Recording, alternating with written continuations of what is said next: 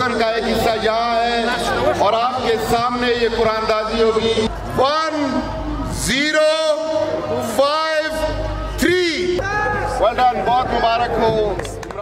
मेरा नाम इमरान आहा है और मैं यहाँ पे क्रिकेट खेलता हूँ बादशाह खान क्रिकेट क्लब की जानिब से, और आज मुझे कुरानदाजी में मोटरसाइकिल मिला है, मुझे बहुत खुशी हुई है।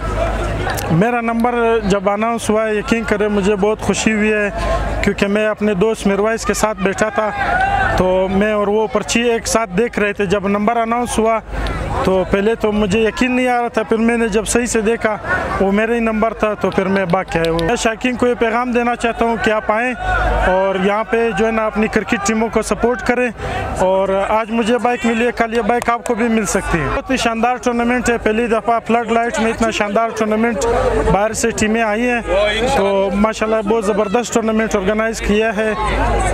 हम तो यहाँ पे फरीद आगा की टीम को सपोर्ट करने आए हैं पहले ही दिन से, तो बहुत शानदार टूर्नामेंट।